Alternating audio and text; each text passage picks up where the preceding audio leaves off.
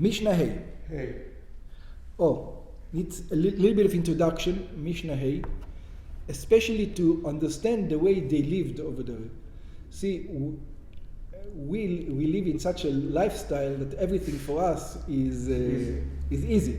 But in the old time, it says, how did they used to do? They had hay. It says, what was the use of hay? So it had three uses, pretty much. Sometimes you would use hay to start the fire. That was the main. Good idea. Yeah, they would use that's the beginning to start the fire. That's where you use hay. Then they would use hay to feed the animals, and then they would use hay for one more thing. Mattress. Very, very good for the mattress. They will use hay for all the three things. And we think, in our mind, we think that their hay was, it was they had a mattress. They didn't have a mattress. All they did is they go to the barn, take some hay, put it on a piece of block, on a piece of wood, maybe cover it with and then cover it with hay, and after 2 days they will remove it and they will take new hay because it will be squashed, you need it fluffy. So the question is, before Shabbat now, the hay that's on the piece of the piece of your bed. Of in a way. That's one more thing. That's one more thing that you have to remember.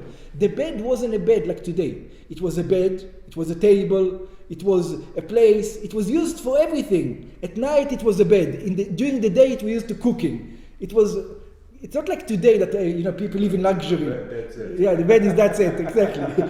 They used everything for everything. It was such a thing. So the question is, what's with this hay? Is it muktzeh? Is it not muktzeh? Does it belong in your intention and not your intention? So that's what we're going to discuss now. Mishnatenu osek b'nei muktzeh. We're still dealing with muktzeh. Hakash she'al gabei amita. The straw that is on top of a bed. They call it bed. Yeah, they called it bed, but you remember, their bed wasn't our bed. It was used for everything else. Yeah, have that in mind. Okay. Hakash, and then it explains, Hakash, stamo omed lahasaka. It says the usual use for hay, specifically the hay that you find in your house. If you ask most people, what is this hay for? It says to start the fire. That's what it's for. That's right. Umukzehu. And it's muktzeh. But what does it mean? And like I said, they would replace that hay every 2 days, or every 3 days, or every 1 day. Depends on the person. It will be multi-use, this hay.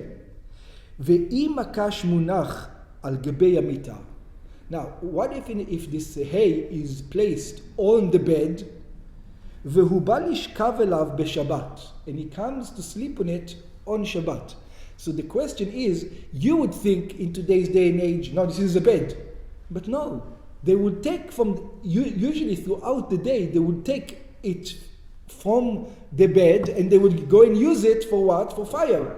They would do it all the time. And at night maybe they put a new batch on time. So in their mind, the usual use of the hay that was in their house was for burning. So now if the usual hay that's in the house is for burning, this hay is muktzeh. And you want to lay on it on Shabbat. Says, how are you going to do that? It's muktzeh, you're not allowed to use it. So that's it. So it says, lo yena'anea beyado. Now you want, and again, like we explained, that's fluffy. Right. It's going to be fluffy, nice. That's right, because it's not like you just put a batch of hay before you go to sleep. You want to air it out, so it's going to be thick and nice. So it says you're not allowed to do that with your hand, because why? Because we're assuming this hay is for what? Fire. Is for fire. Kedesh yurach lishkav elav. Don't make it fluffy. Sharei mukzehu, because it's considered to be muktzeh. Even though we know sometimes you use it for another use, the main use is for hay, is for fire. So what are you allowed to do? But you are ela mena'ana'o begufo. You're allowed to lay on it and move around, wriggle around to make it kind of comfortable. Because what is it called? We're going to learn this ruling later on. It's called tiltul minatzadhu. You are moving it. You're moving an object, but you're not moving an object the regular way. Such a just like you're not allowed to carry, there's a carry in a regular way, not in a regular way, there's a moving even in a regular way and not a regular way. Over here you're allowed to move it in an unusual way. But don't fluff your bed the regular way. Fluff it in another way. ואינו נקרא טלטול. This is not called moving. What happens if you, now comes with the intention. So it says, the usual intention with hay is that it's for burning. But you put it specifically aside, this hay, in the house for the goat. In other words, you thought that this hay, specified it in your mind, you specified it for goat use. In other words, so now it stopped being fire, and now it started being food. So now what? ואם היה באכל בהמה, and if it was food, you specified it for food. אם התקינו למאכל בהמה, you prepared it for food, או שהיה עליו קר או סדין, or you can see that it's a bed. You put on it a cloth, you put it in a blanket, you put on top of it a pillow. Now you can see it's a bed. You show that it's a bed. מערב Shabbat. In other words, it was already a prepared bed from before Shabbat. In order you specify the use. שמוכיח הדבר שהותקן לשכיבה. That proves that it's actually not for fire and not for food. It's actually for laying on it. So that moment onwards, מנענע בידו. Now you're allowed to fluff it. It's just like fluffing your pillow. So you have to learn that you have to fix your bed before Shabbos. Before Shabbos, that's right. מנענע, fix it, that's it. מנענע בידו. He's allowed to fluff it with his head. לפי שיצא מכלל מוקצה. Because once you did something with it or you specified it to its specific use, now you're allowed to touch it. Next. מנענע בידו. Yeah. מזיז. Yeah. No problem. You can allowed to fluff it. It's like a mattress. It is a mattress. It's a pillow. You're allowed to do with whatever you want. מכבש של בעלי בתים. Oh, this is going to be a little bit. This is a megahertz, an iron that they used to have at that time, but they didn't used to use the iron like we think about ironing with a hot thing. What they used to have is like two thick tablets. It was made out of stone or out of thick wood, and it would be flat over here and flat on the top, and they will press it down and they will put clips in it to keep it down so that it will iron the clothes while, it's like machbesh. It's like, the toaster, like you do with the thing, it's clipped down. Like so it's that's a toaster. Yeah, exactly. It makes it, and then you will clip it so it will stay this strong. So there's going to be two kinds. There's a kind which is commercial and a kind which is residential. And there's going to be residential. So there's going to be a difference in halacha between the commercial use and the residential use. So let's see. מכבש של בעלי בתים, so the press of residential use, מכבש היינו כלי העשוי שני לוחות, it's a vessel that is made out of two tablets, ונותנים ביניהם את הבגדים כדי ליישרם. You put inside the clothing in order to make them smooth. ובא המשנה ללמד, the Mishnah comes to teach us, שאם הוא של בעלי בתים, that if this vessel belongs to its residential use, matirim, you've got some clothing inside of it, and it's clipped in, it's clipped, it's tight, you're allowed to untie it and take the things out. matirim, פותחים את המכבש בשבת, you're allowed to open this instrument on Shabbat, ליטול משם את הבגדים לצורך השבת, to take the clothing if you need this clothing for Shabbat. אבל לא כובשים בשבת. But you cannot do the action of actually putting the garments over there and clipping it in. Even though you're saying, what am I doing? I'm doing nothing. I'm just click. Big deal.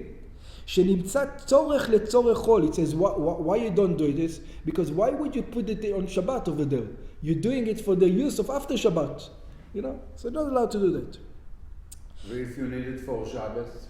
If it's just for your own Shabbos, we already had the halacha. Yeah, we already had the halacha. It says it's preferable to leave yours nicely. You remember we did it with the talis. Okay. It says don't do that. You remember? Okay.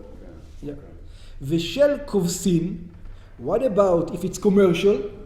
Commercial, מכבש של כובשים לא ייגע בו. That is not allowed to touch at all. Not even to take the things out of it. כלומר, שאסור גם להתירו בשבת. You're not even allowed to unclip it on Shabbat. מפני שהוא מהודק היטב, because the commercial one is very tight.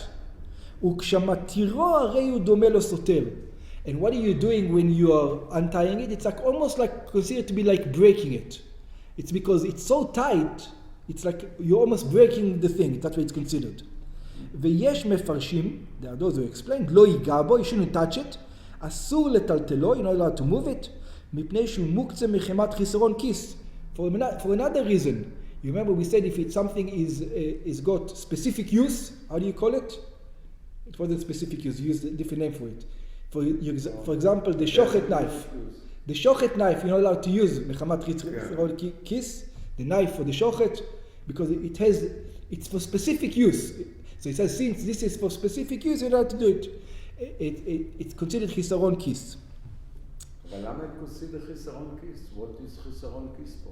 Anything which is... I'm not losing money if I touch it. No. Anything which is expensive, you will... For example, also if you take a knife, a shochet knife, and you cut the cheese with it, you're not losing money, but you're not allowed to use the knife to cut the cheese because this knife has specific use. חיסרון כיס. Yeah, it's called חיסרון. You can say חיסרון כיס. This is חיסרון כיס, not because of how much money you're going to lose, because you're not going to, usually people don't use this knife for other purposes. It has a specific utility, and they only use it for that specific utility. It's in a way overqualified for that job in a way. That's why it's חיסרון כיס. That's exactly. Rabbi Yehuda says, אם היה מותר מערב שבת. So what's the difference between them? The difference between them is that if it was unclipped from before Shabbat, so one says don't touch it at all, and the other one says don't unclip it.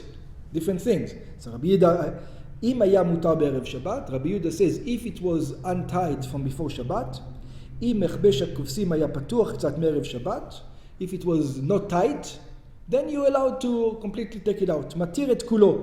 You're allowed to untie it completely. פותח את כל המכבש, ושומתו, ומוציא מתוכו את בגדו, and then you can allow to take your clothing out of it.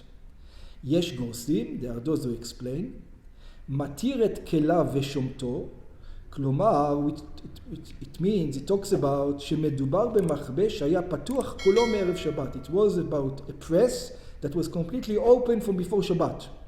ובא רבי יהודה להשמיע, and Rabbi Yehuda comes to teach us, שבחברון זה מוציא משם בגדה בשבת. Then you're allowed to touch it and take your clothes away from Shabbat. ויש גורסים, מכיר את כליו ושומתו. It says שאף על פי שהמכבש הוא מוקצה, it says even though, according to some opinion, we said, חיסרון כיס, don't even touch it. ואסור ליגע בו, you're not able to touch it. מכל מקום, אם היה מותר בערב שבת, nevertheless, if it was in such a way that it was unclipped from before Shabbat, שאינו צריך ליגוע בו, and you don't need to touch the instrument, you can just take the clothes out, you're allowed to. מכיר את כליו, you're allowed to take your clothing out.